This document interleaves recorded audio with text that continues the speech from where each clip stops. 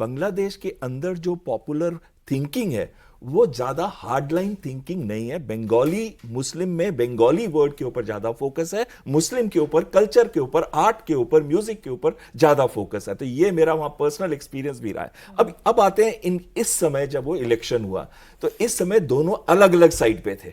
जमाते इस्लामी भी अलग थी और बीएनपी, यही दो मेजर ऑपोजिशन थी। और बांग्लादेश नेशनल सिटीजन पार्टी को तो सिर्फ 3% वोट मिले हैं। जमाते इस्लामी को जब एक भी सीट नहीं थी, आज 68 से 77 सीट्स उनको मिली हैं और 31 से 32% उनका वोट शेयर है।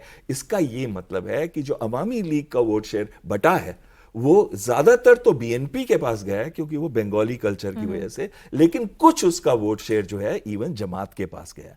और जो खासकर बॉर्डर एरियाज है वहां पे वो इलेक्शन जीते हैं। ये हमारे लिए कॉज ऑफ कंसर्न है दो रीजन की वजह से। एक तो हमारा सिलीगुड़ी कॉरिडोर जो रंगपुर से ऊपर जाता है, वहां तो वैसे ही उन्हीं की से थी। अब तो लाल मनोहर हाट पे वो रनवे भी बना रहे हैं, एयरफील्ड बना रहे हैं, इसको डेवलप कर रहे हैं और साथ में लिसनिंग फैसिलिटीज बना रहे हैं। और जिसकी वजह से जो हमारी कोर है, आर्मी की कोर्स हैं जो आसपास हैं या फॉर्मेशंस हैं, उनके ऊपर नजर रखी जा सकती है।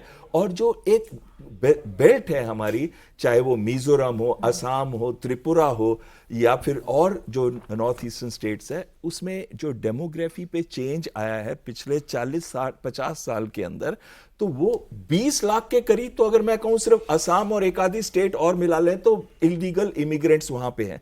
तो उनमें अगर फॉर्मेट करना हो ट्रबल तो ये जमाते इस्लामी, इसमें एक बहुत इंपॉर्टेंट चीज है, जमाते इस्लामी जो है कट्टरवादी रोल उसका वहां पे रह सकता है। लेकिन उससे भी इंपॉर्टेंट एक बड़ी चीज आ जाती है कि उस समय जब मैं खुद वहां था तो कई नॉर्थ ईस्टर्न मिलिटेंट, स्पेशली जो उल्फा इंडिपेंडेंट है, परेश बरुआ का जो है, परेश बरुआ खुद तो यूनान प्रोविंस के अंदर छुपा हुआ है, लेकिन अब सैगोंग डिवीजन में म्यांमार के अंदर वो सारे आतंकी संगठनों ने अपने कैंप बना रखे हैं।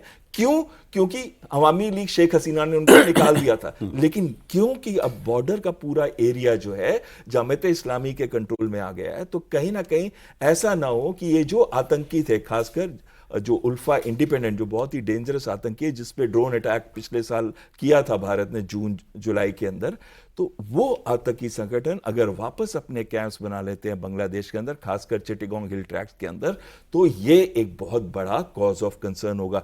इसी वजह से हमें बीएनपी के साथ रिश्ते अब सुधारने होंगे। सजना साहब, मतलब उनकी भी जरूरत है तो हमारी भी मजबूरी है, क्योंकि हम ठीक है अपनी तैयारी पूरी रखते हैं हर फ्रंट पर लड़ने के लिए, हम कहते हैं हम 3 फ्रंट के लिए भी तैयार हैं, लेकिन हम नेचुरली नहीं चाहते हैं कि बांग्लादेश से सिक्योरिटी कंसर्न एक थर्ड फ्रंट अननेसेसरीली खोले। पाकिस्तान और चीन उसकी पूरी कोशिश करते हैं, नॉर्थ ईस्ट में भी और इधर बंगाल की तरफ भी।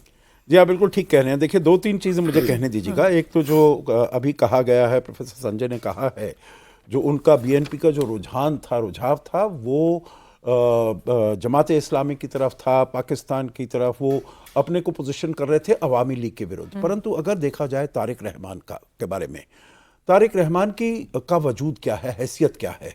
वो बेटे हैं ज़ियाउर रहमान के। ज़ियाउर रहमान 1971 से अलग होकर उनको नहीं देख सकते हैं। जो वहां पर युद्ध हुआ, मुक्ति बाहिनी का युद्ध हुआ, क्योंकि 25 मार्च को तो शेख मुजीबुर रहमान को पाकिस्तान की सेना ने गिरफ्तार करके ले गए थे। किसने डिक्लेयर किया बांग्लादेश की इंडिपेंडेंस को? ज़ियाउर रहमान थे। वो वहां पर चिटागोंग में सेक्टर कमांडर थे।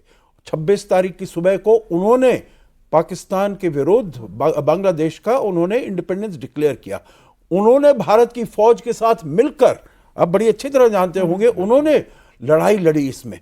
तो इसीलिए ये वाले, और जो कॉन्स्टिट्यूशन में है 1972 की कॉन्स्टिट्यूशन में है, अभी तक वो जो 4 प्रोविजंस हैं वो अभी उसको बदलाव करने का प्रयास किया जा रहा है। जो 4 पिलर्स हैं, डेमोक्रेसी, सोशलिज्म, सेकुलरिज्म, नेशनलिज्म, अभी तक हैं। ये तो मोहम्मद यूनुस इसमें प्रयास कर रहे हैं बंगाली को हटा के बांग्लादेशी बनाया जाए। वो उन्होंने, आप शायद इसमें जुलाई चार्टर के बारे में बात करेंगे, तो उसमें उन्होंने ये सब करने का प्रयास किया है। परंतु तारिक रहमान ने उसके विरुद्ध बात की है, जो वो चीज़ें उनको नहीं चाहिए।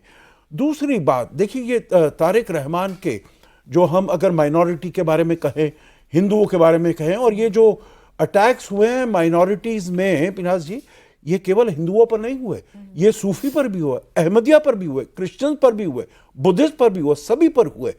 तारिक रहमान ने कहा है जो वहाँ पर हम सभी की रक्षा करेंगे और माइनॉरिटीज़ को प्रोटेक्ट करना हमारे सबसे पहली उसमें रिस्पॉन्सिबिलिटी होगी। दूसरा उन्होंने कहा है हमारी टेरिटरी किसी और देश के लिए, किसी और देश के विरुद्ध कोई एडवर्सेरियल रिएक्शंस करने के लिए, हॉस्टाइल करने के लिए हम इसको बिल्कुल इजाजत नहीं देगा। आखिरी बात मैं इसमें ये कहूंगा, देखिए ये बिल्कुल हमारे लिए चिंता का विषय है जो अभी कहा गया है, जो वहां पर वो सब आ गए हैं जमात इस्लामी। देखिए जमात का कोई सपोर्ट नहीं है खास लोगों में, एक तो क्योंकि अवामी लीग वहां पर कंटेंशन में नहीं थी। मैं ये समझता हूं जो आगे चलते हुए तारिक रहमान को धीरे धीरे करके अवामी लीग को भी इंटीग्रेट करना पड़ेगा अगर वो पीस और सिक्योरिटी चाहते हैं अपने देश में। दूसरी बात उन्होंने जो कही है, जो ये जमात का जो नजरिया था, जो अगर औरत बाहर जाकर काम करती है तो it's like prostitution, it's like commodification, औरतें लीडरशिप के लिए फिट नहीं है, तो ये सब चीजें वहां पर नहीं चलने वाली हैं। और